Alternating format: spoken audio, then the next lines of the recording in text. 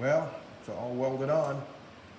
Fought me for a few minutes, but a little thinner grinding wheel. See, I was trying to cut it so I wouldn't cut into the tubing or ruin the plate.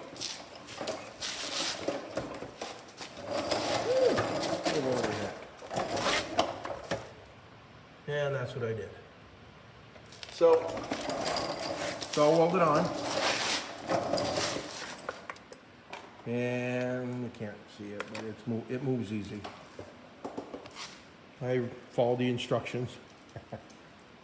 So, yeah.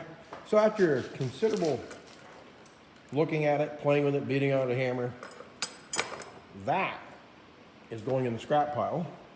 I'll keep the foot, so I wouldn't mind having another one of those because they would make a nice stabilization platform for the back of the trailer when you're loading equipment. If you had another one like this, which I'll watch for, actually probably can buy those feet. And then have another two-word slide up through, and you put pins in it so you can slide them all the way up. When you don't need them, slide them down. So when you drive on the back of the trailer, as the weight transfers for the ramps and the front of the tractor or a car, truck, whatever you're putting on it, has a tendency sometimes to really bang down hard and snap on the ball. Now you don't seem to get that so much with goosenecks, but you do with tow-behind trailers. That right there would be a good start of making some corner supports. You could put them on both sides, and yeah, you just drop them down, put the pin through it. As you drive up the back, the weight comes down on the legs instead of trying to push the back of the trailer into the ground. I've seen them. Wouldn't mind doing them. Welded this with the Miller 180, and came out really well.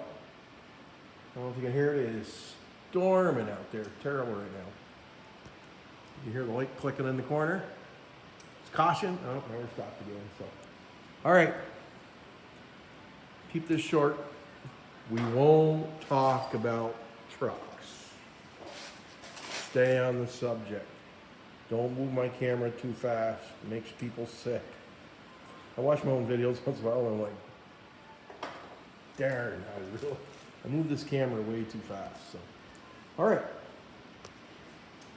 Now I'm just rambling. So, the other part. So this is the only part I'm going to save off this.